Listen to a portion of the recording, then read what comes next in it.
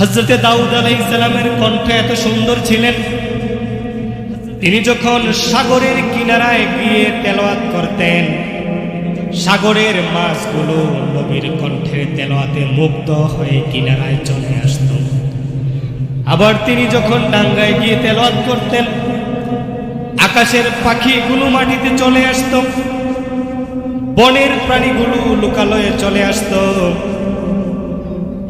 আর মাছগুলো যখন একেবারে কিনারায় চলে আসত, তখন ওই এলাকাবাসী মাছগুলো ধরে ধরে খেত।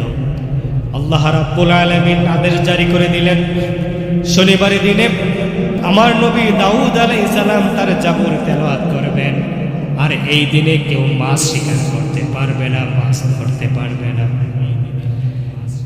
এই ঘোষণা আসার পরে পরে তিনটা দলে মানুষগুলো বিভক্ত হয়ে গেল।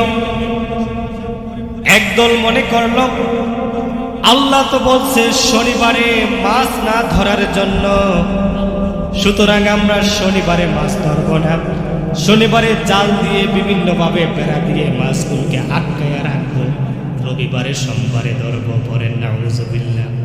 কি বড় বান্দর দেখছেন! শনিবারে তো আল্লাহ নিষেধ করছে, রবিবারে তো নিষেধ করে না, এই জন্য বেড়া দিয়ে রাখবে, রবিবার আসলে রবিবারে ধরবে। আরেক দল মনে করল, আমরা আল্লাহর আইন মানব, আমরা ওই মাছগুলোকে ধরব না, কিন্তু যারা ধরে তাদেরকে বাধাও দেব না। তারা তাদের দলে থাকলো। 3 নম্বর আরেকটা দল হয়ে গেল। তারা মনে করল, আমরা নিজেরাও আল্লাহর আইন মানব, আমরা নিজেরাও মাছ ধরব না, আবার যারা ধরে তাদেরকেও বাধা দেব। যারা আল্লাহর আইনকে অমান্য করে তাদেরকে আমরা বুঝিয়ে বলবো তারা যেন আল্লাহর আইন অমান্য না করে। এই যে অন্যায় করতেছে, এই অন্যায়ের প্রতিবাদ আমরা করব। যখন এই 3টা দল হয়ে গেল, কিছুদিন পরে আল্লাহ রাব্বুল আলামিনের পক্ষ থেকে আযাব আসলো।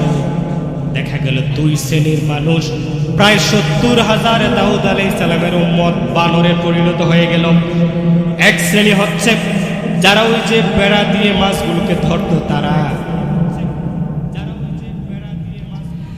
আর 2 শ্রেণীর মানুষ হচ্ছে যারা নিজেরা ধরে নাই কিন্তু তারা হকের দাওয়াত দেয় নাই, অন্যের প্রতিবাদ করে নাই। তারা 2 শ্রেণীর মানুষ, প্রায় 70,000 মানুষকে আল্লাহ রাব্বুল আলামিন বানর বানিয়ে দিলেন। আরেক শ্রেণীর মানুষকে আযাব থেকে বাঁচিয়ে দিলেন, যারা নিজেরাও আল্লাহর আইন মেনেছে, তাদের নবীর আইন নিজেরাও মেনেছে, আবার মানুষদেরকে সৎ কাজের দিকে আদেশ দিয়েছে, অন্যায় থেকে বিরত রাখার জন্য থাকার জন্য বলেছে। ওই দল ছাড়া বাকি দলগুলোকে আল্লাহ রাব্বুল আলামিন বানরে পরিণত করে দিয়েছে। পরে নাউযুবিল্লাহ।